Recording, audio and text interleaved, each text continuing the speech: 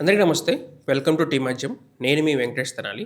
నిన్నటి నుంచి కూడా బాగా వార్తల్లో వైరల్ అవుతున్న పేరు ఏదైనా ఉంది అంటే, నిన్నటి నుంచనే కాదు గతంలో కూడా ఈయన పేరు బాగా వార్తల్లో వైరల్ అవుతూనే ఉంటది. ఏబీ వెంకటేశ్వరరావు. అసలు ఎవరు? ఈయన పేరు వార్తల్లో వైరల్ అవ్వడానికి గల కారణం ఏంటి అని చెప్పేసి మనం చూసుకుంటే, వైఎస్ఆర్‌సీపీ పార్టీ నేతలైతే ఈయన్ని పచ్చ పోలీసు అని చెప్పేసి పిలుస్తారు. వైఎస్ఆర్‌సీపీ పార్టీ వాళ్ళు ఏముంది వాళ్ళు అలాగే పిలుచుకుంటారు అని చెప్పేసి మీరు అనుకుంటే అది పొరపాటు పడినట్టే. ఎందుకంటే ఈయన మీద ప్రధానంగా ఉన్న ఆరోపణ ఏంటి అంటే 2014 నుంచి 2019 వరకు వైఎస్ఆర్‌సీపీ పార్టీకి సంబంధించిన 23 మంది ఎమ్మెల్యేలు టీడీపీలోకి చంద్రబాబు నాయుడు గారు తీసుకోవడానికి ప్రధాన సూత్రధారిగా హెల్ప్ చేసిన వాళ్ళలో ఏబీ వెంకటేశ్వరరావు గారు ఉన్నారు అని చెప్పేసి అప్పట్లో ఉన్న వైసీపీ నేతలు, ఇప్పట్లో ఉన్న వైసీపీ నేతలు అందరూ కూడా చేసే ప్రధానమైన ఆరోపణ ఏంటి అంటే ఇదే. 2019లో వైఎస్ఆర్‌సీపీ పార్టీ అధికారంలోకి రాగానే ఈయన్ని సస్పెండ్ చేసి ఈయన మీద కేసు వేయడం జరిగింది. ఆ కేసు ఇప్పటికీ కూడా కోర్టులోనే ఉంది. అప్పటి ప్రభుత్వం వైఎస్ఆర్‌సీపీ ప్రభుత్వం ఆయన మీద కేసేస్తే ఇప్పుడు చంద్రబాబు నాయుడు గారి ప్రభుత్వం దాన్ని రద్దు చేసి ఈయనకి ఒకరోజు డ్యూటీ ఇచ్చి అధికారికంగా రిటైర్మెంట్ ఇచ్చుకునే అవకాశాన్ని కల్పించింది. సో ఆయన అధికారికంగా రిటైర్మెంట్ కల్పించుకున్నారు కాబట్టి ఇప్పుడు మీడియా ముందుకి వచ్చేసి నేను రాజకీయాల్లోకి వస్తానని చెప్పేసి ప్రజల హక్కులు కాపాడేందుకే రాజకీయాల్లోకి వస్తున్నానని చెప్పేసి ఏబీ వెంకటేశ్వరరావు గారు చెప్పడం జరుగుతుంది. దీనికి సంబంధించి ఈనాడు పేపర్లో ఒక ఆర్టికల్ వచ్చింది.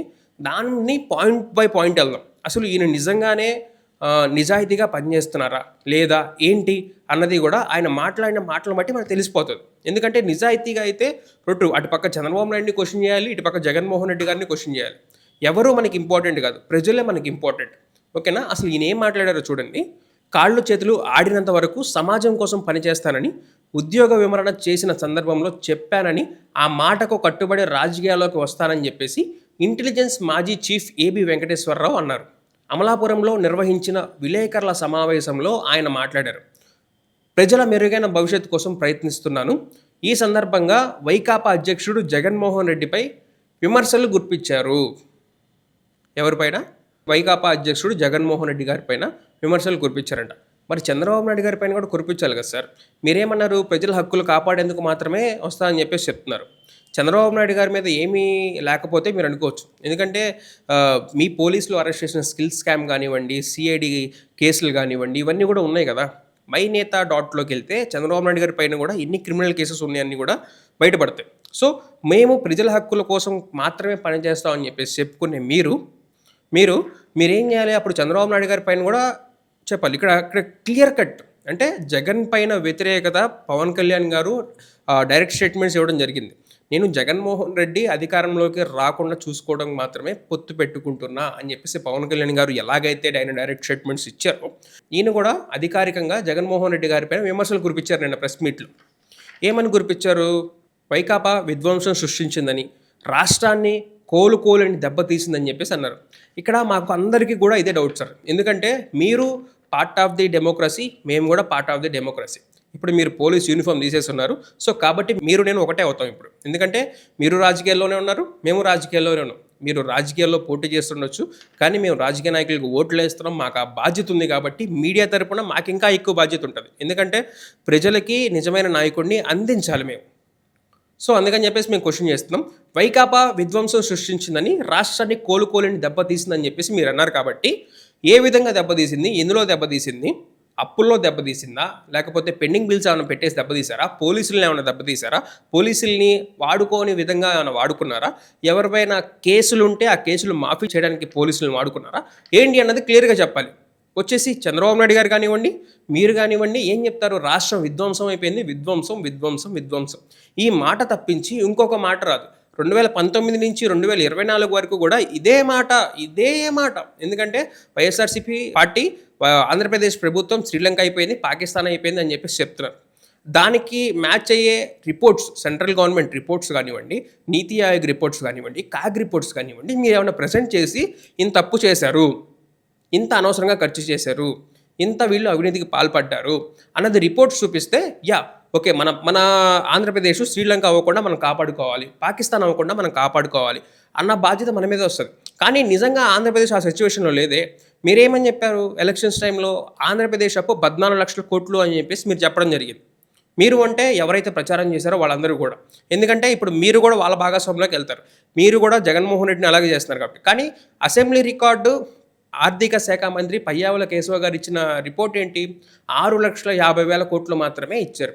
మరి ఇప్పుడు మీరు 14,00,000 కోట్లు అన్నది ఎక్కడికి పోయింది? అంటే మేము ఎందుకు క్వశ్చన్ చేస్తున్నాం అంటే మేము జగన్ తరపున మాట్లాడుతున్నట్టు కాదు. ఎందుకంటే మీరు అంత అప్పు చూపిస్తే ఆంధ్రప్రదేశ్ పోవర్టీ లైన్‌లో ఉంది. అక్కడ గనక మనం ఇన్వెస్ట్‌మెంట్స్ పెడితే మన బిజినెస్ ఎక్స్‌పాన్షన్ జరగదు. కొనేవాడు ఉండడు. మన ప్రొడక్ట్ సేల్ అవ్వదు అని చెప్పేసి పెట్టుబడి పెట్టేవాడు చాలా వరకు కూడా ఆలోచిస్తాడు. పెట్టుబడులు పెట్టడు. పెట్టుబడులు పెట్టకపోతే ఉద్యోగ అవకాశాలు రావు. కానీ ఇప్పుడు అలా ఏం జరగలేదు కదా. 2022 నుంచి 24 వరకు కూడా కోవిడ్‌ని దాటుకున్న తర్వాత కూడా ఆంధ్రప్రదేశ్ జీఎస్టీ కలెక్షన్స్‌లో కానివ్వండి, జీఎస్‌డీపీలో కానివ్వండి, ఇవన్నిట్లో కూడా హైలోనే ఉంది. రికార్డ్స్ చెప్తున్నాయి. ఎంఎస్ఎంఈస్ పెరిగినాయి. స్కూల్స్ బాగున్నాయి. స్కూల్స్ విద్యా వ్యవస్థను కూడా ధ్వంసం చేసేసారని చెప్పేసి చెప్తున్నారు. నిర్మలా సీతారామన్ గారు ఇచ్చిన రిపోర్ట్స్ ఉన్నాయి. మనకన్నీ కూడా పార్లమెంట్లో నిన్న కాక మొన్న అడిగిన సెషన్స్‌లో కూడా ఉన్నాయి.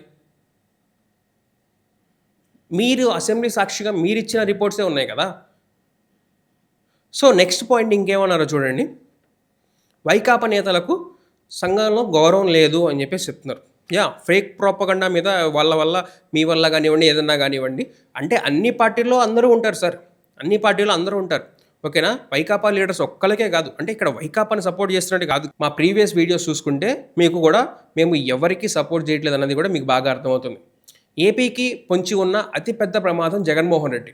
ఎందుకు? ఇప్పుడు జగన్మోహన్ రెడ్డి అనేవాడు ఒక అపోజిషన్ లీడర్ ప్రజల కోసం గలమెత్తే నాయకుడు. ఓకేనా. ఇప్పుడు జగన్మోహన్ రెడ్డి ఉన్నారు కాబట్టి ఫార్మర్స్కి సంబంధించిన మిర్చి రైతులకు సంబంధించి, లేకపోతే ధాన్యం రైతులకు సంబంధించి, విద్యార్థులకు ఫీజు రీయింబర్స్మెంట్కి సంబంధించి ఆయన క్వశ్చన్ చేస్తున్నారు, పోరాడుతున్నారు. If in case Jaganmohan Reddy గారే ఆంధ్రప్రదేశ్ పాలిటిక్స్లో ఇప్పుడు లేకపోతే మిమ్మల్ని ఎవరు క్వశ్చన్ చేస్తారు?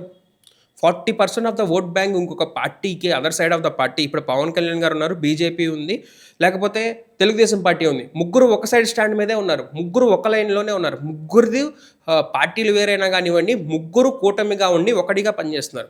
మీరు తప్పు చేస్తే మిమ్మల్ని క్వశ్చన్ చేసేది ఎవడు?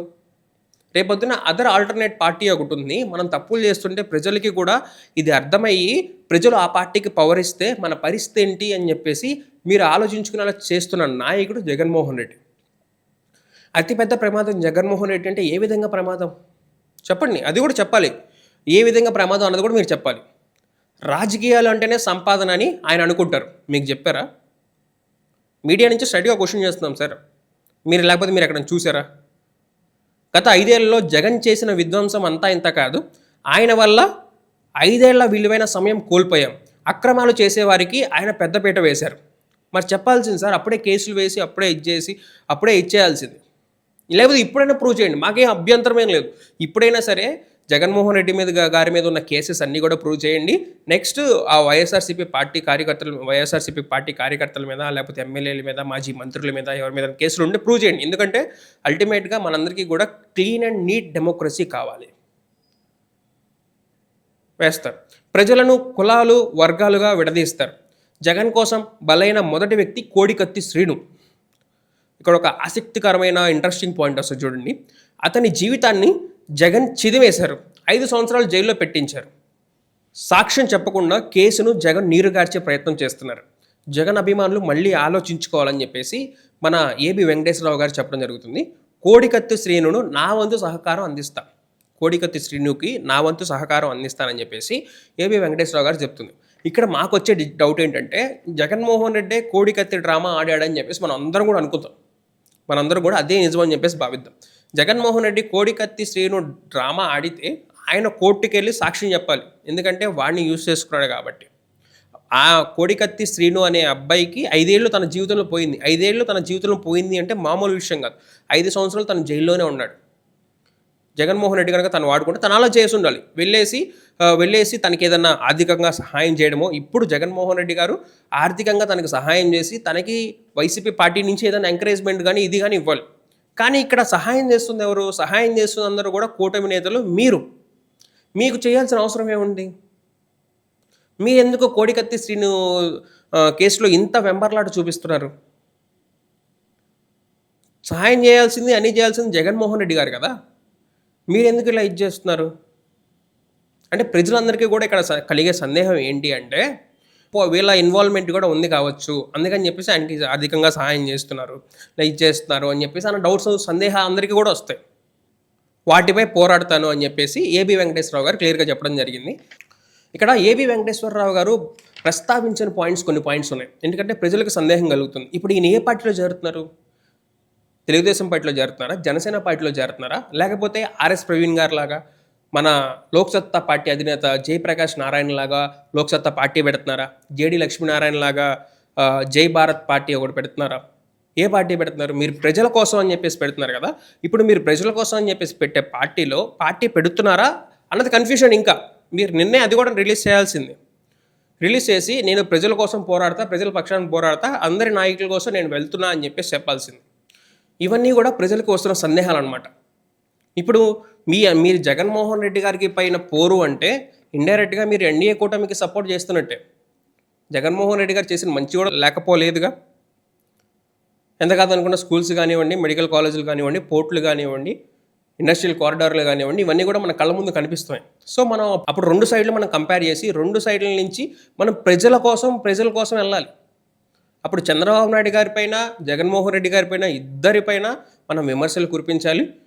ఇద్దరిపైన మనం పోరాటం చేయాలి. వీళ్ళిద్దరూ కూడా ఇంత అవినీతి చేశారు, దాని మీద నేను పోరాటం చేస్తాను అని చెప్పేసి మీరు ఒక స్టేట్మెంట్ ఇస్తే మేము కూడా శభాష్ ఏబి వెంకటేశ్వరరావు గారు, మేము మీకు సపోర్ట్ ఇస్తామండి అని చెప్పేసి చెప్పే మీడియాకి కూడా ఒక స్వేచ్ఛ వస్తుంది. కానీ మీరు ఇక్కడ డైరెక్ట్గా ఒకరి పేరే, ఇక్కడ మీరు చంద్రబాబు నాయుడు గారి పేరు ఎత్తినా, జగన్మోహన్ రెడ్డి గారికి సపోర్ట్ వెళ్ళినా మేము అట్లాగే క్వశ్చన్ చేసేవాళ్ళం.